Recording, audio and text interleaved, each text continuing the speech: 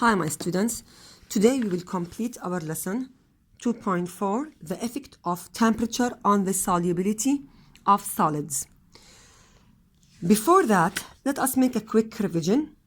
We said that there are three factors that speed up the process of dissolving, which are heating up the solvent, stirring or shaking the solvent, and grinding or smashing the solute up into smaller pieces. And we said that we have many types of solvents. One of them is water, but there are other solvents like ethanol, like Dettol, like acetone, the one that we use it to remove the paints or the nail, the colors on our nails, and other solvents. And I told you that this table is not important, not necessary to memorize the types of solvents here. Enough just to know their names, just to have a look, just for your knowledge. I will send the highlight for this lesson also by the end of our explanation or by the end of our video. Today we will solve question number 5 and question number 6.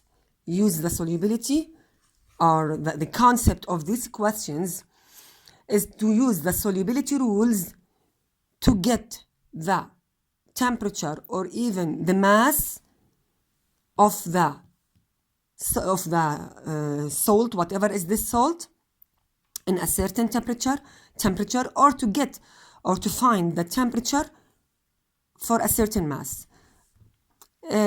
Actually, this is a mathematical lesson. So we will make a quick revision for the graphs in math. As you know that the horizontal line is an x-axis and the vertical line is a y-axis. So this is the y-axis and this is the x-axis. My advice in chemistry, in bio, in physics, in math, in any graph, if you want to draw any graph in any subject, put the time and the temperature on the x-axis. طب, can I put it on the y-axis? Of course, you can put it on the y-axis, but I prefer to put it in the x-axis so that it will be easier for you to get any question, to get any result from it. So, you must, it's not a must, but according to your level, you must, because it's easier for you, because I think that this is the first time for you that you will use a graph in chemistry. So I will force you this year, but next year and in grade 9, it's up to you. But in grade 7, use the temperature and the time, put them on the x-axis. Okay.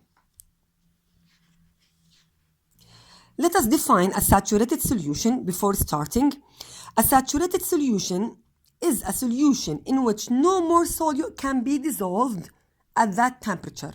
This means that if I have a cup of coffee, for example, this is a cup of coffee, and if I want to add a sugar, for example, to this cup, each solvent has a specific tiny spaces between its particle. In this case, the solvent is water, and the solutes are two, the sugar and the coffee. Look, if I want to dissolve the coffee as I did here in the amount or between the particles of water here, the coffee will take or will occupy some spaces I mean the spaces between the particles of water. Now, I want to add sugar to it. If I want to add sugar, I have to add a small amount. Why? Because the spaces between the water particles now are full of coffee. So there are not enough space for additional solute. So if I add a half spoon, for example, and stir it, this half spoon will be dissolved completely between the particles of water and distributed evenly because I'm talking about a solution.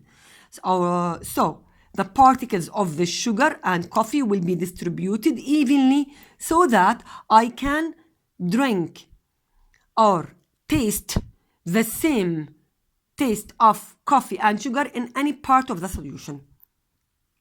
If I dissolve another spoon at that temperature, remember, at that temperature, I mean I don't heat it and I don't cool it.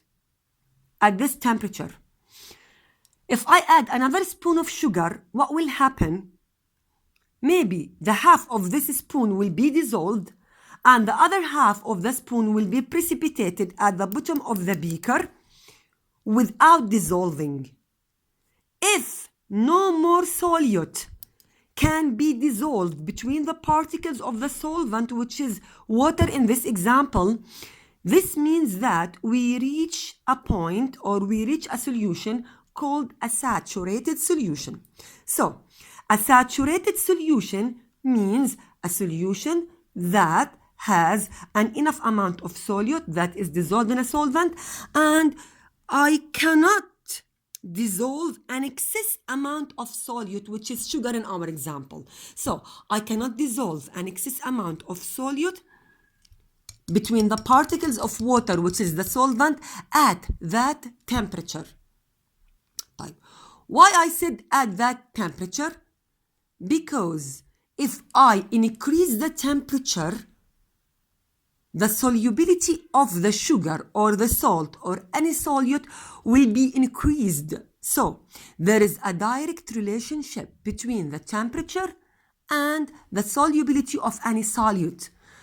Remember, direct relationship means both factors will be increased. So if I increase the temperature, the solubility will be increased, but till a limited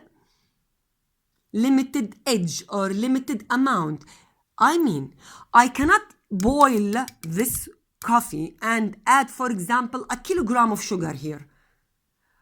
If this cup can hold a half spoon of sugar, I can add a full spoon of sugar under heating, or I can add 1.5 spoons under heating, but I cannot add 3 or 4 or 10 spoons of sugar or even 1 kilogram of sugar under heating.